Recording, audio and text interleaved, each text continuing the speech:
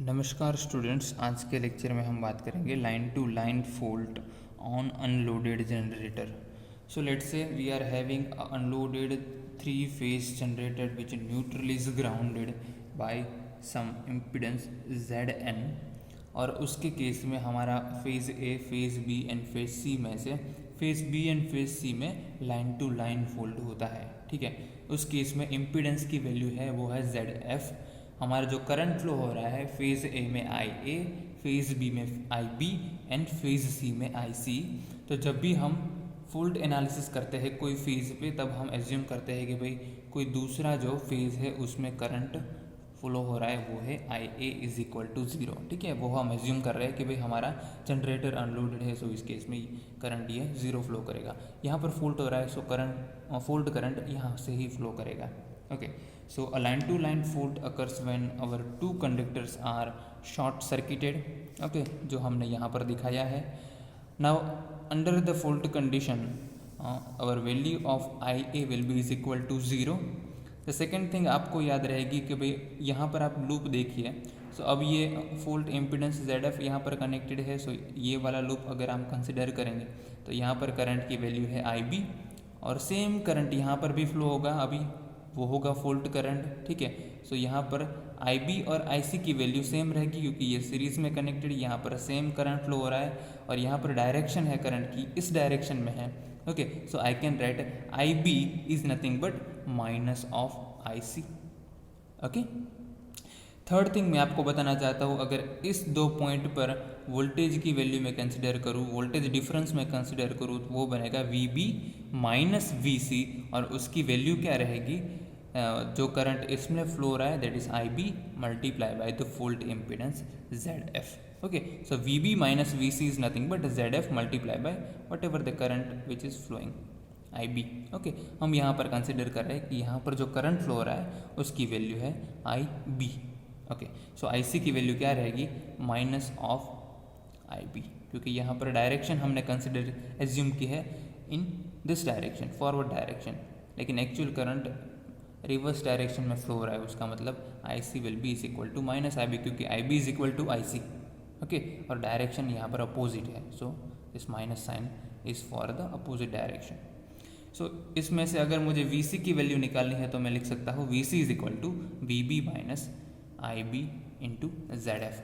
तो ये सब अंडर फॉल्ट कंडीशन हमारा IA करंट, IB करंट और IC करंट की वैल्यू क्या रहेगी, और वोल्टेज है इस पॉइंट पर क्या रहेंगे वो हमने फाइंड की है। ठीक है, सो जब भी हमारा जो अनलोडेड जनरेटर है उसमें लाइन टू लाइन फॉल्ट होता है, उस केस में हम फाइंड कर रहे हैं कि भाई फॉल्ट करंट की वैल्यू क्या रहेगी और जिस पॉइंट पे फॉल्ट हो रहा है उसमें वोल्टेज की वैल्यू क्या रहेगी। ठीक है, सो सिमेट्रिकल कंपोनेंट्स में से हम लिख सकते हैं कि भाई IA1, so this is nothing but again IS is equal to A inverse IP, where IS is our phase or a vector of symmetrical component, that is IA1, IA2 and IA0 multiply by A inverse, so this is our A inverse। ठीक है, multiply by the IP, और IP क्या है, IA, IB and IC। अब IP यानी कि unbalanced phasor, यहाँ पर हमारा जो करंट फेज़र है वो अनबैलेंस्ड है क्योंकि IA की वैल्यू क्या है, ज़ीरो है, IB की वैल्यू IB है, और IC की वैल्यू मैं अगर निकाला तो मैं बोल सकता हूँ this is nothing but minus of IB।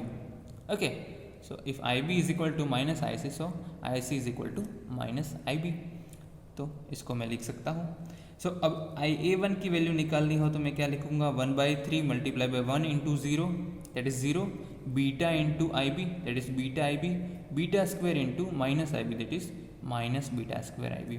Same IA2 क्या रहेगा, 1/3 कॉमन यहाँ पर लिख दीजिए, 1 into 0 0, beta square into IB, beta square IB, minus minus कहाँ से आया, तो बीटा इंटू IB करेंगे, यहाँ पर माइनस साइन है तो यहाँ पर माइनस बीटा IB आएगा।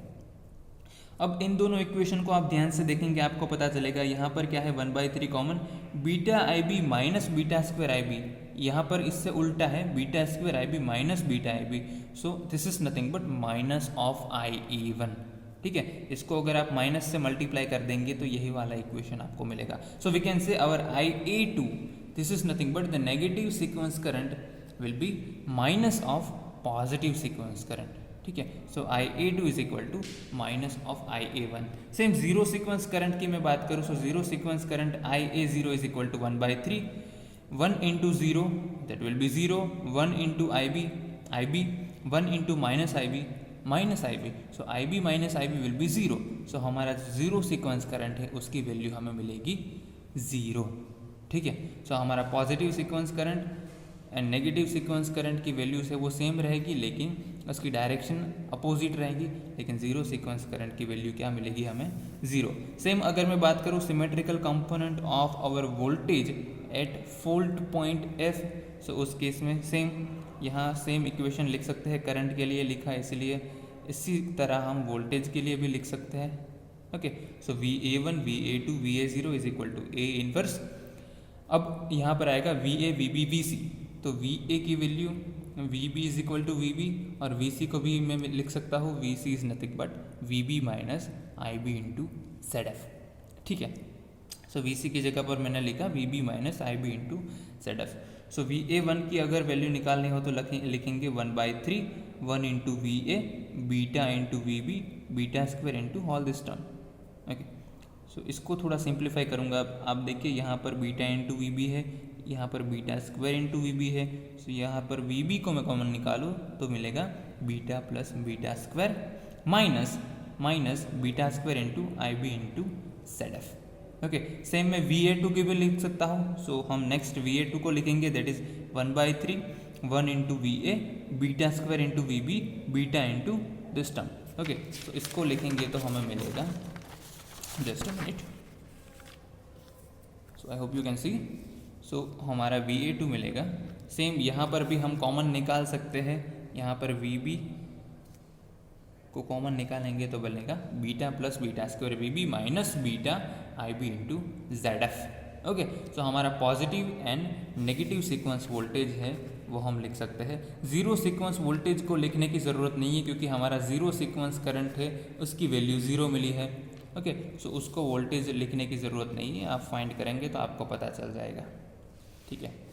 अब बात करते हैं difference between the positive sequence voltage and the negative sequence voltage. तो हमने जो वोल्टेज VA1 और VA2 की वैल्यू फाइंड की, अगर हम subtract VA1 minus VA2 we will get 1/3 minus beta square IB ZF plus beta IB into ZF।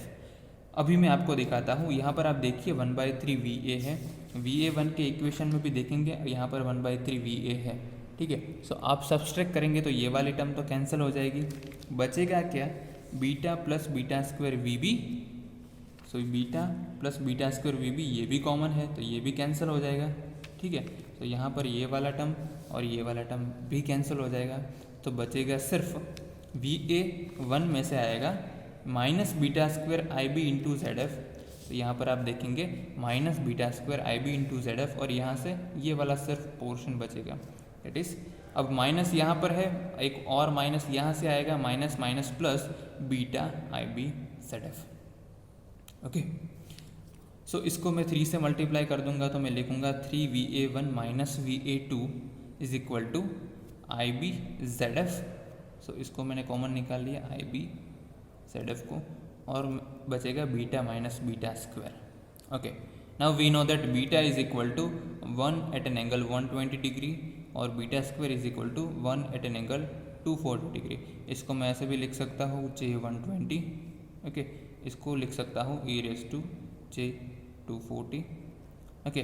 So we know that beta minus beta square is nothing but J√3, ठीक है। सो इसकी value आप find करेंगे beta minus beta square की, सो वो आपको मिलेगी J√3, okay.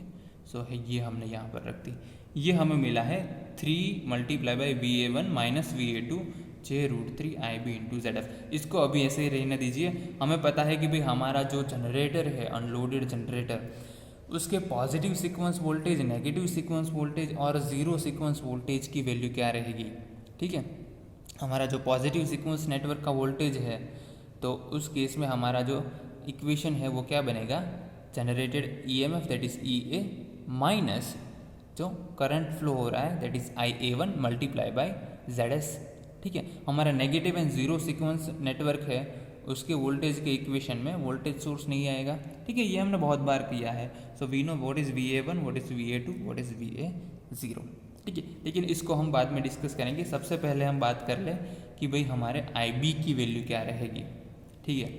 So I can write, सो इसको मैं A इनवर्स से मल्टीप्लाई करूँगा, सॉरी A से मल्टीप्लाई करूँगा बोथ दो side. I can write AIS is equal to A into A inverse, that will be identity matrix, so I can write IP only.